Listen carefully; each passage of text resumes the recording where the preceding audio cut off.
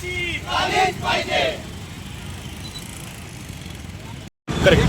कालच संतोष देशमुख यांच्या चार्जशीट दाखल केल्यानंतर जे काल प्रसारमाध्यमातून जे SITच्या किंवा CBIच्या माध्यमातून जे फोटो व्हायरल झाले, 12 कोट लोकांचे अक्षरशः मन हेलावून गेलं अशा पद्धतीची घटना कैलासवासी संतोष देशमुख मसाजोगचे सरपंच असताना 84-85 हत्या झाली।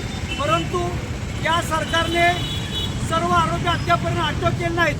त्याचबरोबर धनंजय मुंडे हे खऱ्या अर्थानं या संतोष देशमुखच्या हत्याचे सूत्रधार आहेत अशा पद्धतीचे जनमानसामध्ये भावना किंवा त्या कुटुंबाची इच्छा होती की त्यांच्यावर आरोपी म्हणून त्यांना कोर्टाने हे करावं।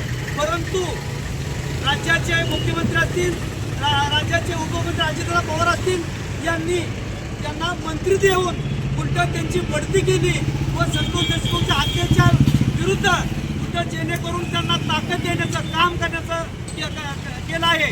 त्यामुळं खऱ्या अर्थानं आम्ही मराठा क्रांती मोर्चा, युवक मोर्चा आणि सर्व बांधव इतर समाज सुद्धा या घटनेसाठी त्यांच्या वतीने मी निषेध करतो। आणि ज्या पंकजा मुंडे पहिल्यापासून त्यांनी बऱ्याच ठिकाणी व्यक्त भाषणामध्ये केलंय की वाल्मिक कराराशिवाय धनंजय मुंडेचं पान सुधारत नाही, अशी असताना सुद्धा आज मुख्यमंत्री साहेब गृहमंत्री आहेत आणि राज्याचे उपमुख्यमंत्री असताना सुद्धा त्यांनी त्यांच्या मंत्रिमंडळामध्ये धनंजय मुंडेला मंत्री बनवलं, बडतर्फ करायला पाहिजे होतं। परंतु काल त्यांनी बडतर्फ केलंय। ते फोटो बघून त्यांना मनाची लाज वाटली आणि त्यांनी त्या काल राजीनामा मुंडेचा देण्यास भाग पाडले।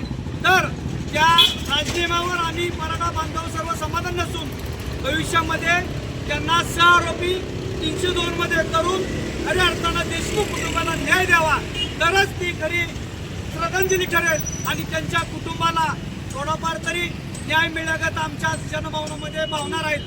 त्यामुळं या सरकारने जनाची नाही मनाची तुम्हाला 236 आमदार निवडवण्याची मनामध्ये मस्ती येऊन देऊ नका। तुम्ही जनमानसाची जी काही घटना घडली त्या संतोष देशमुखवर, त्या जनमानसामध्ये अतिशय तीव्र नाराजी आहे।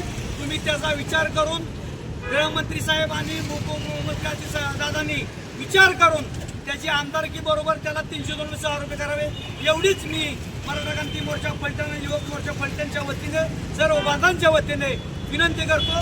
आणि संतोष देशमुख व त्यांच्या कुटुंबाला कालच्या घटनेमध्ये अतिशय वाईट परिस्थितीत त्यांनी फोटो बघून त्यांचं मन हेलावून गेलं किंवा त्यांची परिस्थिती अतिशय वाईट स्थितीत आहे, तर त्यांना परमेश्वराने चांगलं प्रबळ राहण्यासाठी त्यांना ईश्वराने शक्ती द्यावं आणि आम्ही फलटणकर सर्व आपल्या पाठीशी आहोत एवढीच इच्छा व्यक्त करतो आणि श्रद्धांजली होतो थांबतो। मारेकऱ्यांना फाशी झालीच पाहिजे, मारेकऱ्यांना फाशी झालीच पाहिजे, मारेकऱ्यांना फाशी झालीच पाहिजे, मारेकऱ्यांना फाशी झालीच पाहिजे। धनंजय मुंडे यांची आमदारकी झालीच पाहिजे, धनंजय मुंडे यांची आमदारकी झालीच पाहिजे, धनंजय मुंडे यांची आमदारकी झालीच पाहिजे, मारेकऱ्यांना फाशी झालीच पाहिजे।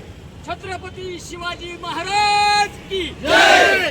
कैलासवासी संतोष देशमुख यांची हत्या ज्या निर्गुण पद्धतीने करण्यात आली त्या संदर्भातले सदर पुरावे दिनांक 3 रोजी कोर्टासमोर मांडण्यात आले आणि प्रसारमाध्यमांच्या माध्यमातून ते जे काही त्यांची जी हत्या करण्यात आली होती याचे फोटोज आणि व्हिडिओज प्रसारमाध्यमातून जनमानसापर्यंत पोहोचले आणि ते फोटो बघितल्यानंतर जनमानसामध्ये प्रचंड अशी चीड निर्माण झालेली आहे।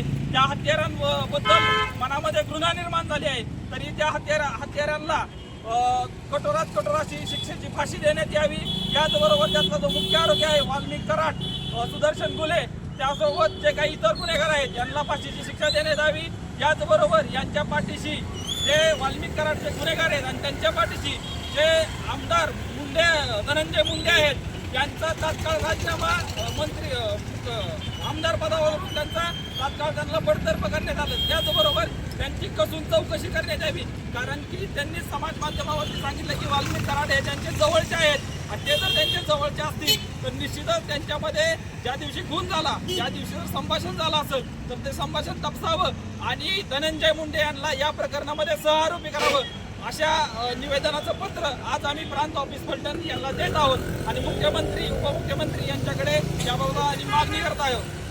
छत्रपती शिवाजी महाराज की जय.